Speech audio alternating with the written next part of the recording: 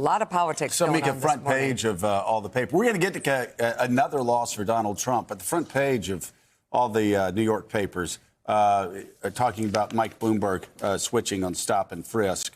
And Rev, you talked to the mayor about that. Yeah, what'd you hear? Well, many years we marched and rallied. I was in one of those in the lead against this policy, saying that it was racially very much a problem because it was a disproportionate amount of blacks and browns being stopped and frisked, and he resisted.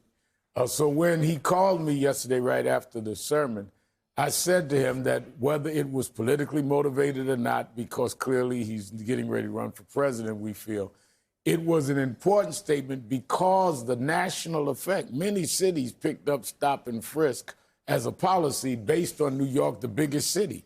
We have a sitting president right now that advocates stop and frisk. Mm-hmm. So being that Bloomberg was a symbol of that, despite his motive, I think it was good to happen. At the same time, though, as one that comes out of a school of thought that you must be consistent, if we're going to hold him to that standard, and we should, we ought to also hold Joe Biden to the crime bill standard, exactly. And Bernie Sanders, who voted for it. So if the new standard also, now you've got to apologize, then let's be fair across the board. I'm not ready to run out there and endorse Bloomberg because of an apology, but I'm certainly also going to ask everybody, we all want to know your criminal justice background and what you're going to apologize or stand up for, and then earn the forgiveness. You can't just make one speech and get... Yeah, and you're back. You bring up a great point about people's backgrounds. I mean, Elizabeth Warren was Republican longer than I was, Jonathan Lemire. So, I mean, do we really all want to judge people on their past? Right, and the Bloomberg thing is... By the way, I'm not.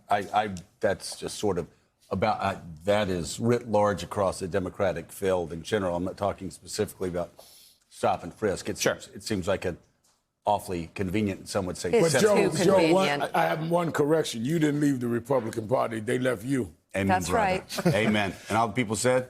Amen. It's true. Yes, they did. So, I mean, I covered Bloomberg here in New York as mayor for years, and, I mean, he was not just a proponent of stop and frisk, he was, sort of almost evangelical about it. I mean, he really pushed for it. Yeah. I mean, he believed that it was the best way to keep crime down, that if you do stop and frisk, they would believe if you catch people for lower events or low-level crimes, or if you push forward at the suspicion of such, you might catch them with a weapon or something like that to prevent something else. It was like Giuliani's broken windows. Accelerated, exactly right. And look, crime numbers certainly fell under Bloomberg. That was the argument they made here in New York City.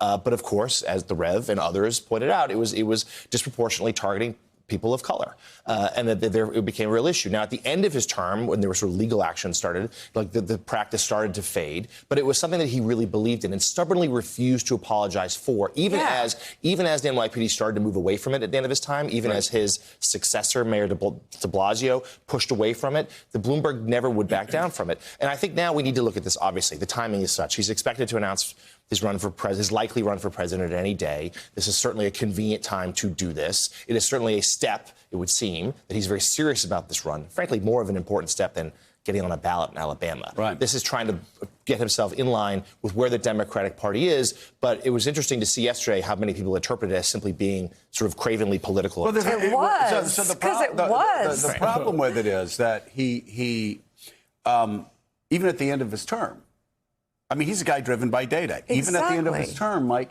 he had an interview with New York Magazine. And he was explaining, he said, listen, if you want to know where the disproportionate amount of crime is, it's in two locations. And he talked about, I think, the South Bronx and also Central Brooklyn. Yeah. Central Brooklyn. And he said, those are the areas where the residents are most endangered. Those are the residents where, he said, we're not going to send it to areas that don't have high crime. And so he explained it that way. He was data-driven. So I understand that argument. Sure. I don't understand, though, if you're data-driven, why you back down, why suddenly data doesn't matter, if that's what drove you to that argument, even though it was politically unpopular, the second you jump in a Democratic race. Joe, the broken windows theory of policing began with James Q. Wilson, an MIT professor. Bill Bratton adopted it when he came to New York in the early 1990s. Mike Bloomberg and Ray Kelly, his then police commissioner, enhanced it. And they used CompStat, the computer system, which would indicate exactly what you were saying, specific neighborhoods. The data showed that there were the most larcenies, the most murders, the most assaults. So that's where they chose to start stop and frisk.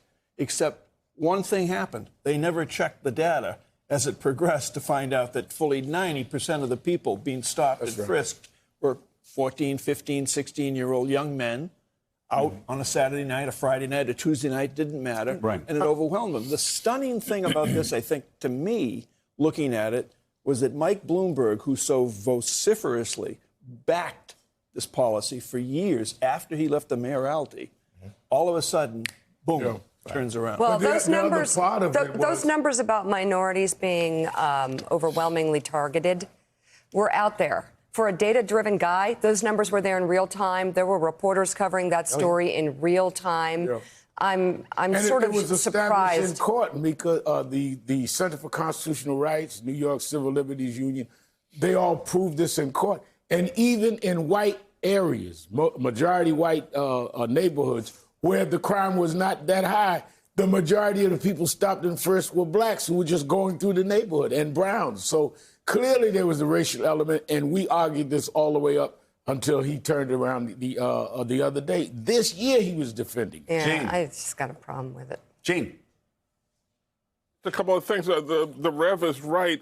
If you read the federal court ruling that ruled Bloomberg's stop and frisk unconstitutional, or the way he was doing it unconstitutional, the Rev is right that not only were they stopping black and brown people in predominantly white areas, but when they did bother to stop and frisk a few white young men, they found drugs and or guns, which is what they were ostensibly searching for. They found contraband. So are we good or at not? actually a slightly higher rate than they did among black and brown men. Now that's kind of a warped figure because they stopped so many black and brown men that that you know the rate was very low compared to the white guys they stopped, who I guess were really sketchy. Yeah. But still, it demonstrated that, you know, you do find guns and drugs where you look for them, and they wouldn't look for them. They just